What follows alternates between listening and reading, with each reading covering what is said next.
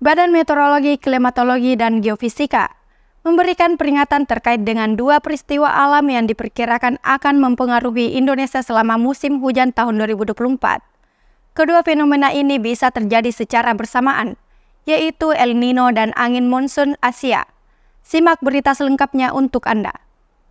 Indonesia akan menghadapi dua fenomena alam saat musim hujan 2024, yaitu El Nino dan angin monsun Asia. El Nino terjadi ketika suhu laut di Samudra Pasifik bagian tengah hingga timur menghangat. Sementara itu, angin monsun Asia adalah angin yang bertiup dari Oktober hingga April di Indonesia saat matahari berada di belahan bumi selatan. Monsun Asia membawa dampak cuaca dingin dan tekanan maksimum di Asia, sementara Australia mengalami musim panas. Dilansir dari Kompas.com, menurut Guswanto, Deputi Bidang Meteorologi BMKG, kedua fenomena ini umumnya akan mempengaruhi Indonesia dengan cara mengurangi curah hujan tahunan secara tidak merata.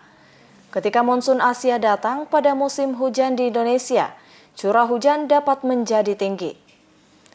Menanggapi hal tersebut, pakar hidrometeorologi Unhas Profesor Halmar Halid menjelaskan tentang fenomena El Nino dan angin monsun Asia yang melanda Indonesia. Betul, jadi saat ini tuh bersamaan Ki. Jadi ada yang fenomena atmosfer ocean, yaitu mereka sebut El Nino Southern Oscillation. Itu bisa fase El Nino-nya itu fase panas, bisa fase dingin yaitu La Nina, banjir, bisa juga netral. Nah saat ini tuh fase El Nino yang ada saat ini itu dalam fase panas, El Nino, ya kan? Cuman El Nino-nya melemah, ya sudah lewat puncaknya ceritanya. Nah muson itu ada memang, ada, maksudnya itu barang itu ada, tidak seperti El Nino yang naik turun dan sebagainya. Kalau muson itu yang kita itu kenal sebagai musim panas atau wet season, itu musim banyak hujan, basah, dengan musim kering, dry season. Kita itu sekarang ini musim basah, kan? Nah dia berinteraksi dengan El Nino yang lemah.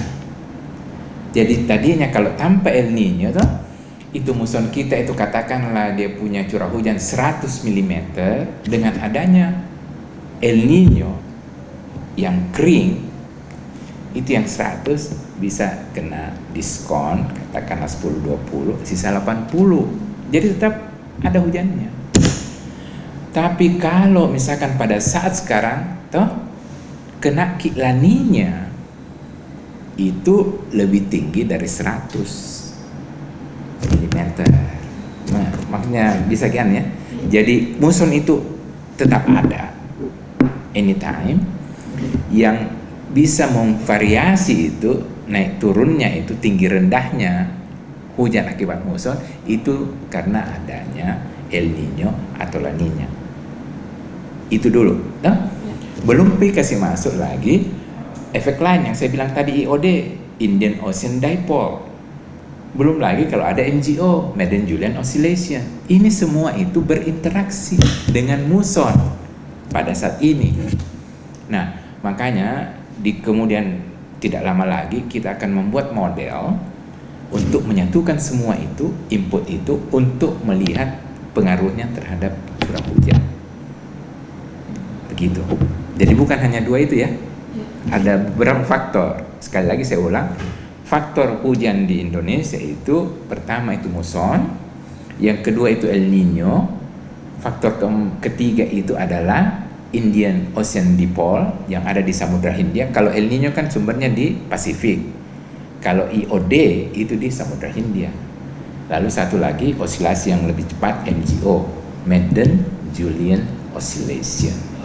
Itu semua itu ada nulis bahwa semua itu uap air yang akan berkontribusi dengan yang muson yang kita alami normal regulernya itu dia reguler setengah-setengah setahun.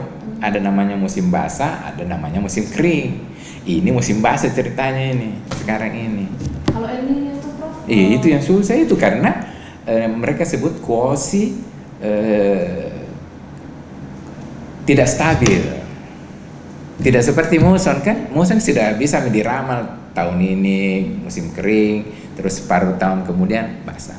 El Nino kita tidak tahu kapan dia El Nino-nya yang kering, kapan normal, kapan dia La Niña.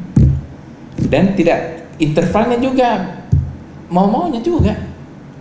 Tidak ada yang Itu memang makanya ini sangat menantang ini untuk memprediksi itu El Nino karena dia tidak reguler.